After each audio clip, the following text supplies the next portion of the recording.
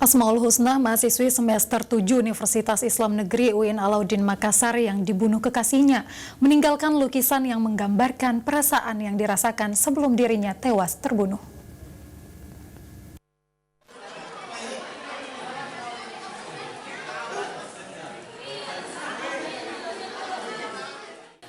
Asmaul Husna, mahasiswi jurusan akuntansi Fakultas Ekonomi dan Bisnis Universitas Islam Negeri Alauddin UIN Makassar, ditemukan tewas di dalam kamar setelah dibunuh oleh kekasihnya sendiri Sabtu lalu. Sebelum meninggal, korban sempat meninggalkan sebuah lukisan yang berukuran 24,5 cm x 37 cm, di mana dalam lukisan tersebut menggambarkan seorang perempuan yang terpuruk yang meneteskan air mata. Kedua tangannya terikat serta terlihat seseorang mengarahkan gunting ke leher sebelah kiri. Lukisan tersebut menggambarkan perasaan yang dirasakan kala itu, jelas tersirat rasa takut, kalut, bahkan putus asa. Wakil Dekan 3 Fakultas Ekonomi dan Bisnis Dr. Amiruddin mengatakan korban merupakan mahasiswi berprestasi.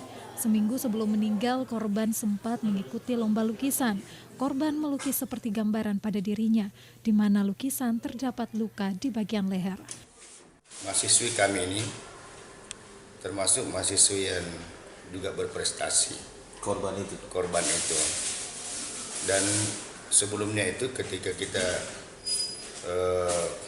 milad Fakultas Ekonomi dan Bisnis Islam seminggu yang lalu, beliau telah mengikuti lomba-lomba dan termasuk beliau mendapatkan juara 2 dari lomba melukis karikatur itu.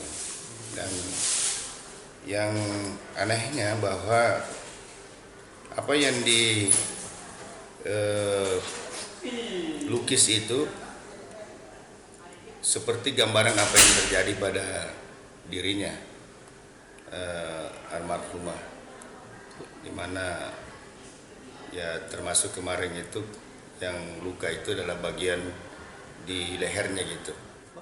Lomba menggambar dalam rangka milad Fakultas Ekonomi dan Bisnis yang ke-6, Asmaul Husna juara 2 dari 18 orang peserta. Asyaruddin Arbab, Celebes TV.